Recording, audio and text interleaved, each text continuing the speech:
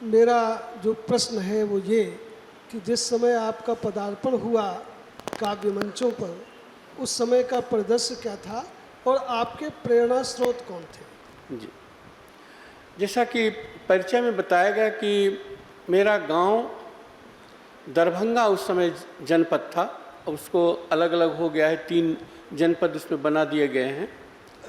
तो दरभंगा जनपद में एक गांव है देवधा, बहुत सामान्य सा गांव। हर साल बाढ़ आती थी, घर की सब कुछ बहा ले जाती थी। मेरा एक गीत है उसमें कि अब की फिर बागमती घर आंगन धो गई। वो सही बात थी। उसमें जो चित्र सब हैं कि छप्पर पर रेंग चुके कछुआ के बेटे, पानी इतना था कि छप्पर पर बच्चे सब कछुआ के रेंगने लगते थे। तो उस स्थिति को मैंने, उस बाढ़ को मैंने बचपन में देखा है। जब हमारे चौकी पर सोते थे वहाँ तक, यहाँ तक पानी आ जाता था और सांप बचने के लिए चौकी पर आ जाता था। अब मैं डर के मारे बोल नहीं पाता था कि सांप आ गया है। तो ऐसी स्थिति में मेरा बचपन बीता है। पढ़ने उठने का जो है बहुत सामान्य रूप से घर पर ही पढ़ता था। मेरा चूँकि परिवार जो था पंडितों का परिवार था, मेरे पिताजी बहुत बड़े ज्योतिषी थे, तो उनके कारण मैंने प्रारंभ जो किया वो अमरकोश रटने से। यस्य ज्ञान दया सिंधो रघादस्या नभा गुणा सुज्ञता पाराय शास्ता अमृताय च। तो ये अमरकोश, उसके बाद अष्टाध्यायी के जो सूत्र हैं लघु सिद्धांत कौमुदी में वो, और फिर तर्क संग्रह।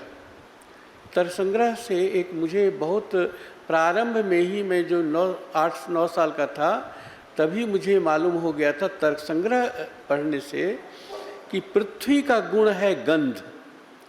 गुण, एक जिस चीज़ को हमको बताने में वैज्ञानिकों ने सैकड़ों साल लगाए, उसको हमने बचपन में उस तर्क संग्रह से सीखा। गंधवती पृथ्वी, पृथ्वी का गुण है गंधवती होना। आकाश का गुण है शब्द होना, शब्द गुणकम आकाशम। तो ऐसी स्थिति में मुझे जो ज्ञान हुआ कि बहुत सारी चीज़ों का ज्ञान, जो ठोस ज्ञान है, पहले ही हो गया था।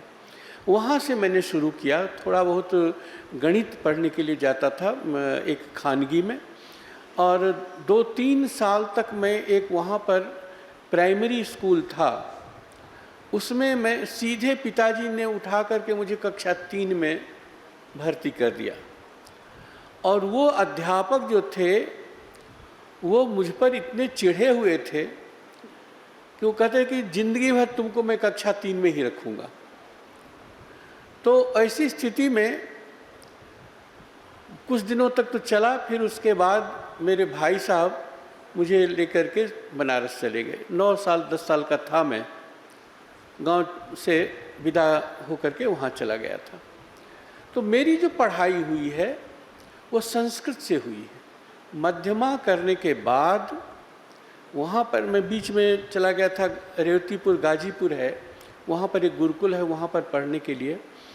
वहीं पर मुझे एक कहिए कि जैसे कि टर्निंग पॉइंट जो जीवन का होता है, वो टर्निंग पॉइंट ये हुआ कि वहाँ पर जो अध्यापक सब थे वो कहे कि ये पुरोहिताई पढ़ करके ज़िंदगी बर्बाद क्यों करोगे, तुम इंटरमीडिएट करो।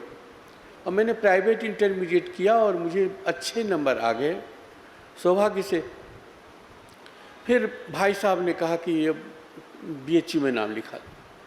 तो मैंने अंग्रेजी में MA किया, संस्कृत से शुरू किया, अंग्रेजी में MA किया। लेकिन इस बीच में जब BA में पढ़ रहा था उस समय मुझे कुछ जेब खर्च की आवश्यकता रहती थी। उसको पूरा करने के लिए मैंने आज अखबार में जो साप्ताहिक संस्करण विशेषांक निकलता है उसमें लेख देना शुरू किया था। लेख इसलिए कि कविता इसलिए नहीं कि कविता का 5 रुपया मिलता था और लेख का 15 रुपया मिलता था। तो उस समय 15 रुपया बहुत होता था 1 महीना चलाने के लिए जेब खर्च। मैंने कहा 1 महीने में एक भी निकल जाएगा तो मेरा काम चल जाएगा। और इस तरह से करके और जो हिंदी में जो लिखता था वो केवल छपता था, मैं कभी मंच पर नहीं गया।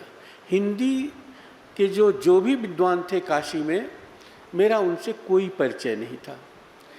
आपने जो बात की कि गीत की प्रेरणा कहाँ से मिली, वो मेरे गांव से ही मिली। मेरे गांव में विद्यापति के गीत, महाकवि विद्यापति जो मिथिला के बड़े कवि हुए हैं, और मिथिला के क्या कि पूर्वी भारत में उनके गीत वैष्णव पद जो हैं उनको लेकर के गए। तो वो जो गीत हैं वो जन्म से लेकर के, बच्चे के जन्म से लेकर के और मृत्यु पर्यंत जो भी गीत हो सकते हैं वो विद्यापति के गीत। यहाँ तक कि एक विधा हो गई थी जो सामान्य मजदूर वर्ग हैं वो सब विदापत करके वो गाते थे, वो ढोल पर करके उस विदापत को, उसमें थोड़ा सा मिला जुला करके होता था, लेकिन गीत महत्वपूर्ण होता था। मेरे मन में कविता की जो अवधारणा है शुरू में ही बैठ गई, ये कि गीत ही है वो जिसे समाज गा सके। जब समाज के ओठों पर नहीं आया तो कविता बेकार है। उसका कारण एक और है कि हमारे यहाँ कविता जो है वो वाचिक परंपरा की रही। अभी भी नीरज जी कहते थे कि हम लोगों को सिद्ध करने की जरूरत नहीं है कि हमारे जो नस्ल में वाचिक परंपरा बनी हुई है, कि मैं जब कवि सम्मेलन में जाता हूँ तो लोग 1000 का टिकट लेकर के हॉल में जाते हैं नीरज को सुनने के लिए, और नीरज का जो 100 रुपये की किताब है वो कोई नहीं खरीदेगा। ये है कविता के पाठ में और कविता के श्रवण में अंतर। तो मेरे मन में ये बात आई कि कविता अगर आप लिखते हैं तो लिखते हैं वो किताबों के लिए नहीं, उस आपका श्रोता होना चाहिए, आपका दर्शक होना चाहिए। और इसीलिए जब काशी में गया मैं, काशी में जाने पर मुझे दूसरा जो विराट आलोक स्तंभ साहित्य के मिले वो थे गोस्वामी तुलसीदास। मेरा सौभाग्य था कि गोस्वामी तुलसीदास जहाँ रहते थे वहाँ तुलसी घाट है, तुलसी मंदिर है, वहाँ मेरा बहुत संपर्क है, पारिवारिक संपर्क जैसे। तो उसके कारण मुझे और भी ज़्यादा उनसे अपनत्व तो हुआ। मुझे लगा कि अगर कोई दूसरा कवि है जिसका अनुकरण किया जाए तो वो तुलसीदास। वहाँ भी एक एक चौपाई जो लोगों की अधरों पर है, होठों पर, जो व्यवहार में आते हैं। तो विद्यापति के बाद मुझे तुलसी मिले, फिर उसके बाद तो सूर हुए, कबीर हुए, मीरा हुई, ये सब आते रहे। लेकिन ये दो जो है मुख्य मेरे प्रेरणा स्रोत रहे। और उसके कारण जब मैं 1969 में एमए करने के बाद, और एमए करने के परीक्षा देने के 6 दिन के बाद मेरी शादी हो गई। मैंने जिस दिन परीक्षा ख़त्म हुई उसके बाद मुझे एक टेलीग्राम आता था। उस समय जो डाकघर का जो पोस्ट ऑफिस का जो टेलीग्राम करने वाला जो ऑफिसर होता था या क्लर्क होता था, वही टेलीग्राम भी बनाता था। और उसके बने बनाए ये होते थे कि मदर इल कम सून, चाहे माँ जीवित भी है कि नहीं है, लेकिन उसका यही आता था। तो आया तो मैं समझ नहीं पाया, हो सकता क्योंकि उस समय फ़ोन का तो था नहीं, चिट्ठी आने में 15 दिन लग जाती थी। आपको ये सुनकर के आश्चर्य होगा कि कल मेरी शादी है, आज मैं शाम को धूसरित कुर्ता पाजामा, एक उस समय पढ़ने लिखने वाला व्यक्ति में एक कुर्ता एक पाजामा था, और वो पहन करके मैं घर पहुंचा था। और जब पहुंचा तो मेरे चाचा जी जो कि भाई मेरे पिताजी से बहुत मैंने वो रखते थे पूरब पश्चिम वाली दूरी, वो चिल्लाए दरवाजे से कि लड़का आ गया। मैंने मैथिली में बोला कि "ए, लड़का आबि गेले"। तो मैं सोचा मैं तो लड़का हूँ ही और आने वाला हूँ, तो आ गया, क्या हुआ? तो पता चला कि हमको लेने के लिए हमारे यहाँ क्या होता है कि विवाह में बहुत ज़्यादा बारात वारात की नहीं है, वो केवल लड़का जाता है, उसके पिता जाते हैं और एक नाऊ उसके साथ जाता है। भाई तीसरा कोई चौथे की जरूरत ही नहीं है। तो वो लेने के लिए आ गए थे, मैंने लड़की का भाई जो है लड़के को लेने के लिए आ गया, यहाँ लड़के का पता ही नहीं। तो वे लोग तनाव में, अब क्या करें? तो तय हुआ कि ना हम लोग खाना खा लें और इसके बाद सीधे यहाँ से चलते हैं, ट्रेन पकड़ेंगे रात की और चले जाएंगे बनारस। और कल जो है काशी बनारस से टैक्सी करके लड़के को लाएंगे शादी के स्थल पर। और इसी में संकट में थे कि कैसे होगा, क्या होगा। तब तक में लड़का आ गया। तो कल मेरी शादी है, आज मुझे पता नहीं है। और इसी तरह से हुआ, जो वहाँ से विवाह करके जब मैं आया बनारस में, तो अब हुआ, अब क्या करें? पढ़ाई तो हो गई ख़त्म, और पढ़ाई के साथ साथ हमारे जो भाई साहब जो देते थे वो उसका रखते, क्या राममोहन भाई हैं क्या? अरे मुझे लगा, आगे आइए भाई। मैं कहने ही वाला था अभी। अरे आए, मुझे लगा, हाँ ठीक है, वो तो ठीक है। नहीं, इनका कल से मेरे पास फ़ोन आ रहा था, मैंने कहा अच्छे हमारे कहने ही वाला था, मेरे वो आ छोटे गए हों तो आए। मैं मुझे लगा, लेकिन कहे कि यहाँ पर कैसे आएंगे। खैर जो भी। तो अब हुआ कि उसके बाद क्या करें? उसी दौरान, उसी तनाव में वो गीत लिखा था मैंने, नाच गुजरिया नाच। मैं सुनाऊंगा, जब राकेश जी बोलेंगे तब मैं सुनाऊंगा कि, तो वो सुना जो लिखा और एक गोष्ठी हुई, सुना दें। अच्छा।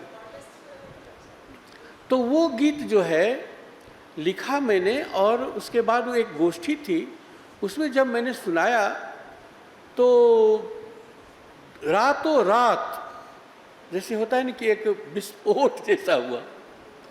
और उसके 7 दिन के बाद एक बड़ी काव्य संध्या हो रही थी गणेश पूजा के अवसर पर, ये मराठियों की।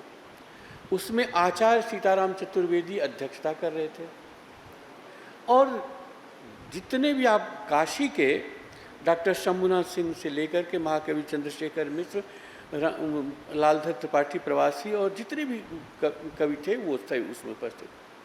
जब मैंने ये गीत सुनाया तो चतुर्वेदी जी जो अध्यक्षता कर रहे थे, उन्होंने कहा कि मैं बुद्धिनाथ को सुनकर के मैं चकित हूँ कि बहुत दिनों से कोई प्रतिभा मुझे नहीं दिखाई पड़ रही थी, आज मुझे वो प्रतिभा दिखाई पड़ी। लेकिन मैं बुद्धिनाथ से एक वचन लेना चाहता हूँ, ये बम्बई नहीं जाएंगे, क्योंकि काशी के ही थे अनजान जी। अनजान जी जो है काशी के ही थे, और वो भी बहुत मेरी तरह ही होंगे। वो अच्छा गाते भी थे और अच्छा लिखते भी थे। उन्हीं का बेटा है समीर। तो अनजान जी जो बम्बई गए तो बड़े दुखी थे चतुर्वेदी जी, पर ये भी नहीं कहीं चला जाए। वो गीत मैं आपको सुना देता हूँ, सुनेगा। ये अंग्रेजी में मैंने बताया कि मैंने एमए किया था अंग्रेजी में, तो अंग्रेजी में एक अलंकार है ओनोमोटोपोइया। अनुप्रास को जोड़ करके जैसे हम लोग अनुप्रास करते हैं, उसी तरह से वो है। तो इस गीत में उसकी छटा एक दिखाई पड़ेगा। आइए भाई, आगे आइए, यहाँ पर आइए। ये ना यहाँ पर मुझे लगा, लेकिन कहा कि यहाँ कहाँ सज्जन कर वासा।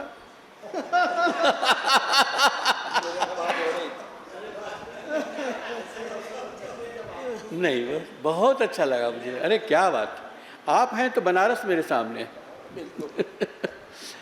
तो वो गीत जो है सुनिएगा। नाच गुजरिया नाच, नाच गुजरिया नाच की आई कजरारी बरसात री, सतरंगे सपनों में झूमी आज अनहरिया रात्रि। नाच गुजरिया नाच की आई कजरारी बरसातरी।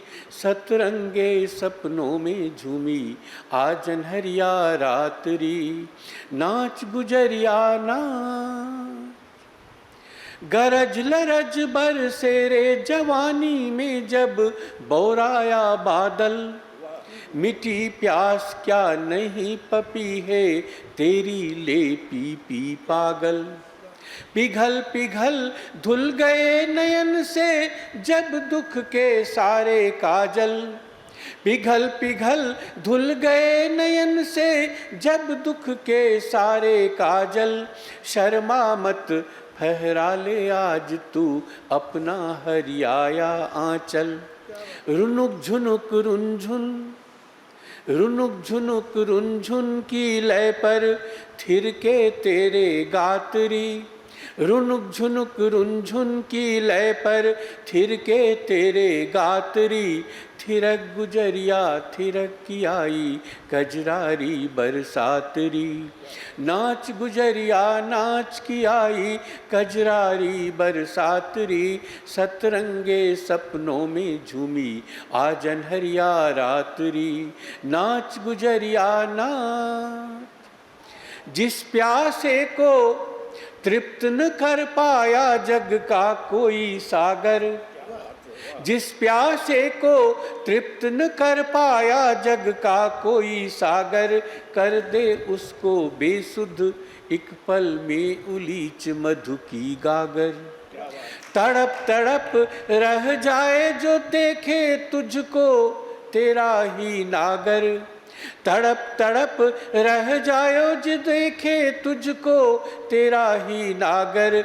इतरा ले बन जाए आज यह हर श्रृंगार सपनों का घर।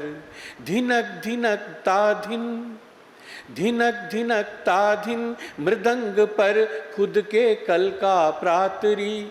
धिनक धिनक ताधिन मृदंग पर खुद के कल का प्रातरी।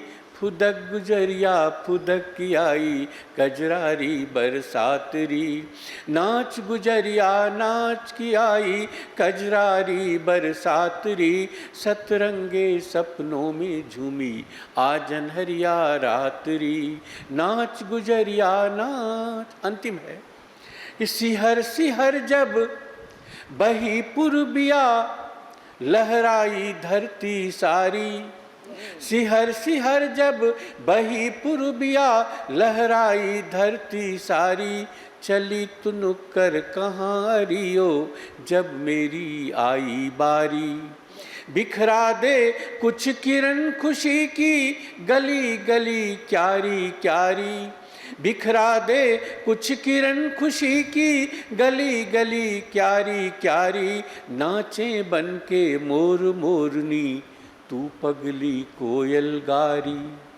छनन छनन छम छम छनन छनन छम छम से छल के रंगों के स्वर सातरी। छनन छनन छम छम से छल के रंगों के स्वर सातरी। छलक गुजरिया छलक की आई कजरारी बरसातरी। नाच गुजरिया नाच की आई कजरारी बरसातरी। सतरंगे सपनों में झूमी आज अनहरिया रात्रि। नाच गुजरिया नाच।